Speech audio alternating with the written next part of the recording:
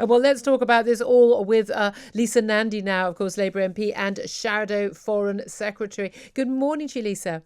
Good morning. Good morning. Well, I'm sure you've been watching this as avidly as the rest of us. What do you have to say about, first of all, the results as we've so far seen them? Not that big blue wave for the Democrats. We were having a little bit of a moment here, seeming very similar to the December 2019 election result for the Labour Party, but also what Donald Trump had to say from the White House a couple of hours ago. I mean, I think it was perhaps unsurprising that we ended up in a place where a presidential candidate was suggesting that votes shouldn't be counted, but it was nevertheless deeply shocking to hear that suggestion. The American people have every bit as much right to free and fair elections as citizens in any other country in the world, and those votes must be counted, whatever the outcome. And clearly there's a lot riding on this for Britain. It's in nobody's interest in any country around the world not to have a definitive result in this election in the middle of a global pandemic and the economic fallout that has ensued. We've got to get a result. And then the world has got to move on and try and find ways to repair some of the damage that has been done by coronavirus. Well, indeed. And I know you're no big fan of Donald Trump, as many British people of all different political persuasions aren't. If Donald Trump has won a second term in the presidential election, after all the counting is done and all the legal challenges are done, if he is back in the White House in inauguration in January, is that good for Britain or bad for Britain? I think in many ways it's incredibly bad for Britain, because it sets the world on a path to a world where the US has stepped out of a leadership role, where our government couldn't even get the US president to attend the global summit on the distribution of a vaccine that we hosted earlier in the year, where we've been unable to get justice for 19-year-old Harry Dunn, where we've been unable to persuade the US to rejoin the Paris Agreement. On almost every measure, the UK has come away empty-handed from the special relationship over the last few years. So there is no question in my mind that our national interest is very much bound up with a Biden victory, and that if Donald Trump does win a second term, then the UK government has to seriously rethink and reset its approach to the special relationship.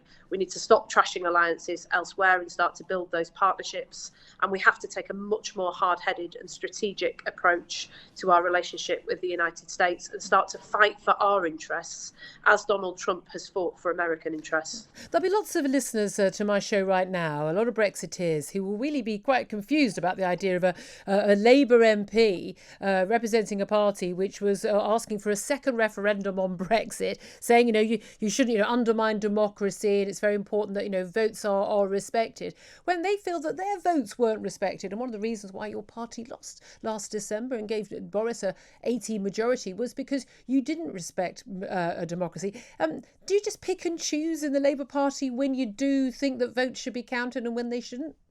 No, I absolutely don't. I've never supported a second referendum on Brexit. No, your party has, though.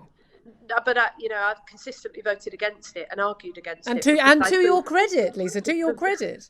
But for precisely that reason, because people have to know that when they vote and when they're told that their votes will be respected, that they are. I don't like the fact that Boris Johnson won an 80-seat majority in December, but he won, and the British people have the right to have that result respected. That's why it is so deeply shocking to have a president in the White House, presidential candidate, saying that votes should not be counted, and why it is quite shameful for Britain that we have a foreign secretary that is currently touring the TV studios, refusing to condemn those remarks and refusing to stand up for the American people's right to have their votes heard and to have democracy respected. If this was any other country in the world, it would be inconceivable that Britain didn't stand up for that principle of democracy. And we really do need to see a much more courageous approach from this government.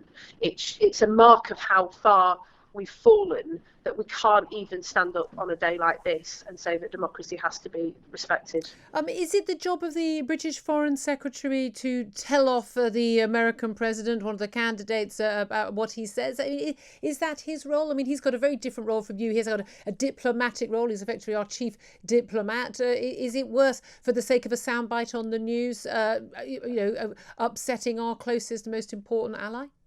it's extremely important that Britain stands up for democracy. We always have, throughout our history, sought to advance democracy around the world. And over recent months, the Foreign Secretary has condemned attempts to erode democracy and democratic freedoms in countries as diverse as Hong Kong, Belarus, and other parts of the world. It is morally inconsistent to not to stand up for democracy in the United States. And I think it is a mark of how little this government has been able to stand up for British interests and British values in the face of a US president who at times has attacked and seek to erode those norms and those values. That's why whoever wins the election in the coming days and weeks, the UK government has got to seriously reset its approach to the United States, seek to work with the US on areas of common interest, but to make sure that we are standing up for British values and for British interests in that relationship,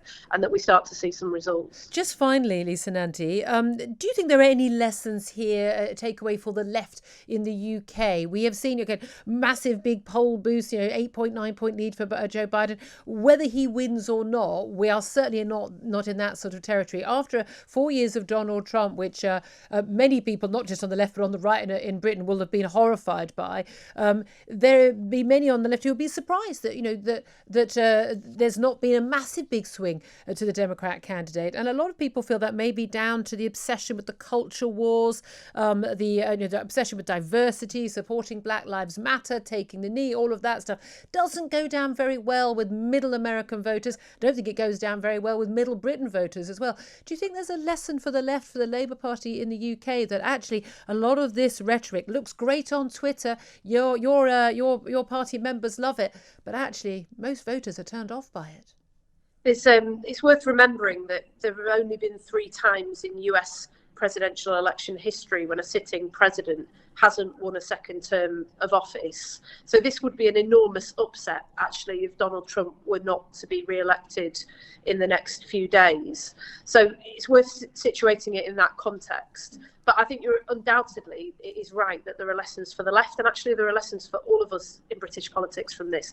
America is an extremely divided country. Those divisions were evident in the 2016 election. They have not gone away. And in many senses, I think Britain is also a very divided country. What does it tell me about my own party as we seek to form the next government? It tells me that we have to go out and do the hard yards of winning the argument in every single part of the country. And that is what we're absolutely determined to do. Lisa Nandy, thank you very much for joining us, Labour MP, of course, Labour's Shadow Foreign Secretary. Final word, really briefly, to Darren Grives, Director of Reason UK, has been joining me all this morning on what we face ahead in the coming hours, days, possibly even weeks, Darren.